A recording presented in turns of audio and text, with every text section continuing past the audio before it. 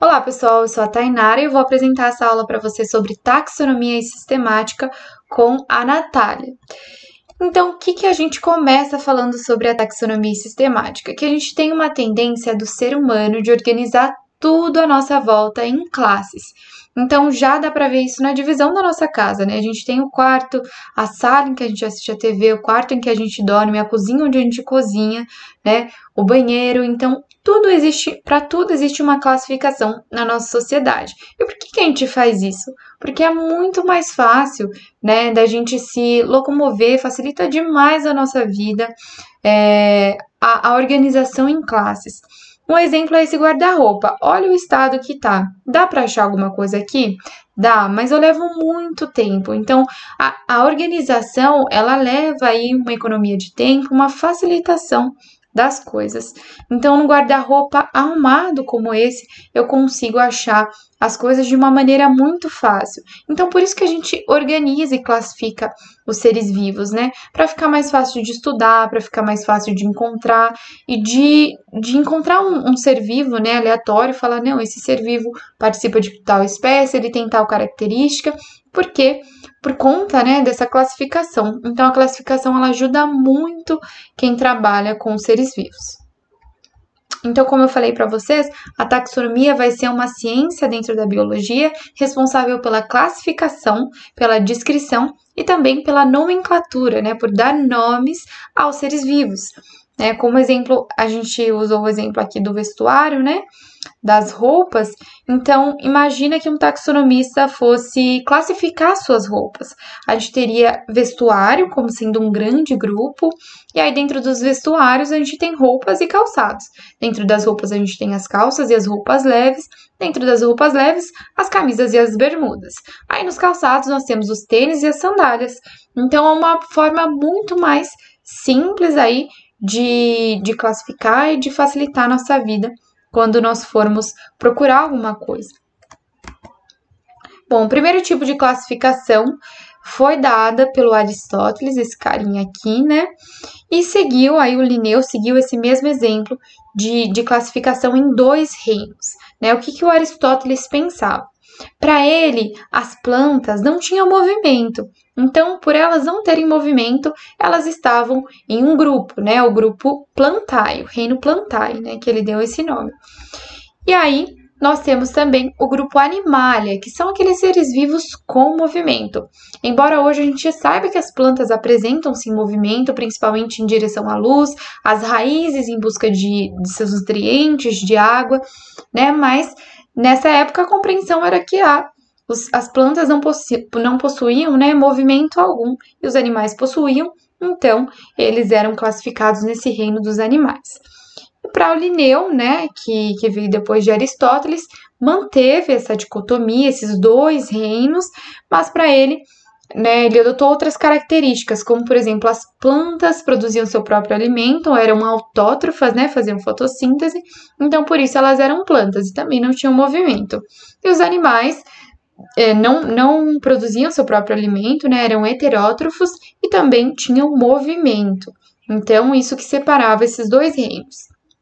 Mas, aí, ao passar do tempo, viram que esse tipo de classificação tinha diversos furos, como, por exemplo, o ser euglena, né? Esse serzinho aqui, que ele faz fotossíntese, por isso que ele é verdinho assim, ele tem clorofila, mas ele se movimenta em relação à luz, né? Quando tem luz lá no microscópio, dá para ver a euglena se mexendo e se movimentando em relação à luz, né? Então, esse tipo de classificação tem diversas falhas e então, surgiram outros tipos de classificação aí durante o tempo que a gente vai ver mais para frente.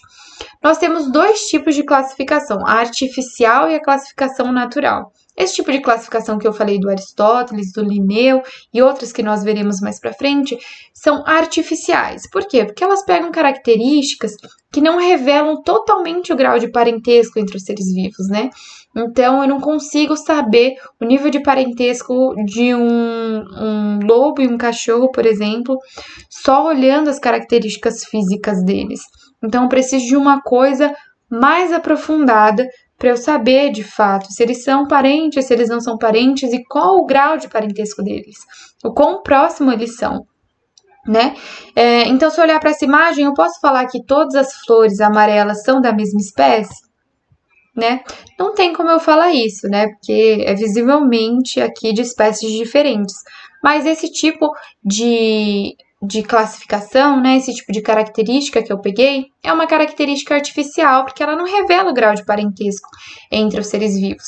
Agora, se eu pegar o DNA, que é a classificação, que é a característica da classificação natural, eu já vou ter revelado esse grau de parentesco com bastante certeza, né? Então, eu pego aí molecularmente, eu pego o DNA desses animais e comparo para ver o grau de semelhança. E aí sim eu estabeleço as relações entre esses seres vivos, né? E aí a gente chama essa classificação de natural e filogenética, né? Que releva então o material genético, os genes desses organismos, beleza? Bom, aqui temos outras propostas de classificação que surgiram depois do Aristóteles e do Linneu, né, que são dos 3 grandes grupos, dos 4 grandes grupos, né, que aqui já tem o protista, aqui tem o protista, que é composto por unicelulares, e também o monera, que é composto por bactérias, e aí eu chego aqui finalmente nos 5 grandes reinos, que foi utilizado até pouco tempo. Então, os cinco grandes reinos, nessa classificação, eu vou ter os protistas, né? Que são seres unicelulares, que eu tenho os protozoários aqui dentro, por exemplo. O monera, em que eu tenho as bactérias. O plant, que eu tenho as plantas. O fungi, que eu tenho os fungos. E o animalia, em que eu tenho aí todos os animais, né? Mas esse tipo de classificação, né, em 5 reinos, ainda precisava se afunilar mais, porque imagina no reino animal, eu tenho uma diversidade enorme, né? Eu tenho peixes, eu tenho aves, eu tenho anfíbios, eu tenho répteis, e são muito diferentes uns dos outros. E mesmo dentro desses grupos, eu tenho ainda animais muito diferentes. Então, eu preciso afunilar mais e afunilando cada vez mais a minha classificação, até chegar em um indivíduo de um tipo só. Então é isso que esse tipo de classificação aqui faz, né? Reino, filo, classe, ordem, família, gênero e espécie. Eu vou afunilando até eu chegar em espécie, que é só um tipo de indivíduo.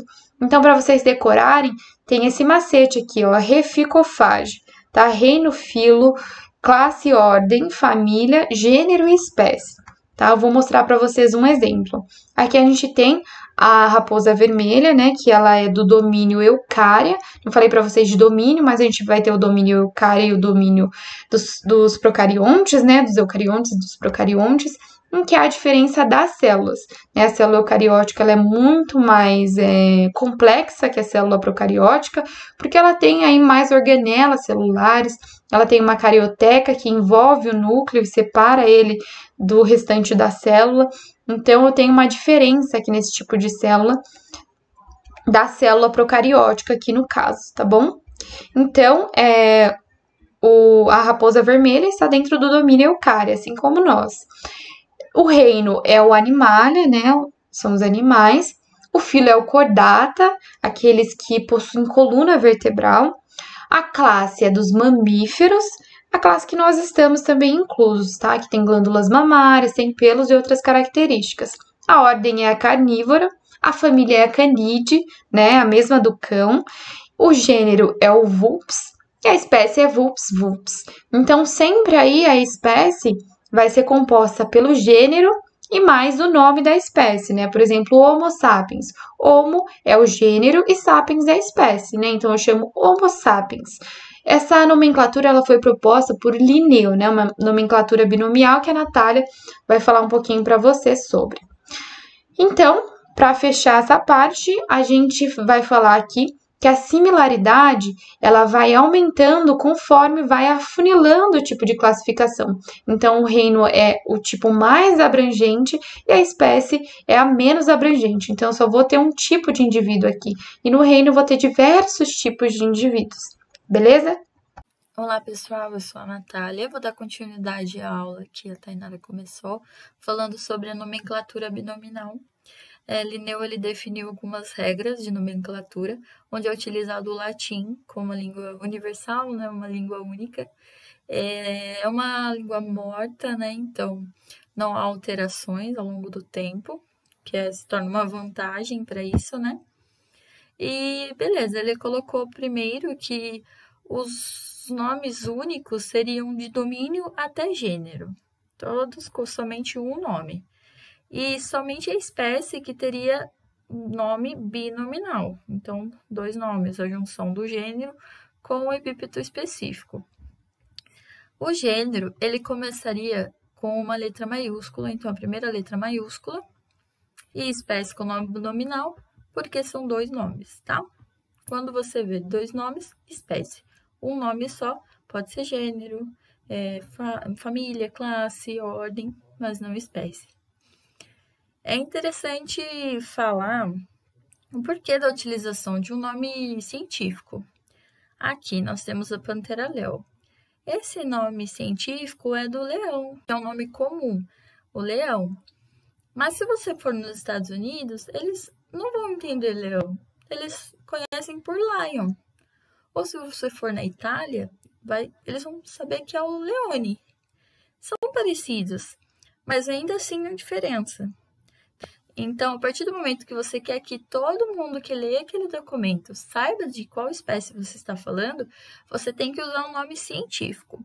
E com isso, ele também tem uma regra que deve ser sempre destacado esse nome no texto, como em negrito, sublinhado ou mais precisamente em itálico, sempre em itálico, tá bom? Itálico como que é? É uma letra mais caidinha, sabe? Ó, tá mais pendendo para o lado. Aí eles já sabem que se trata de um nome científico quando tem isso. E eu encerro por aqui. Agradeço a sua atenção e siga a Residência Pedagógica no Instagram e no Facebook. A gente posta várias informações e também curiosidades lá, tá bom?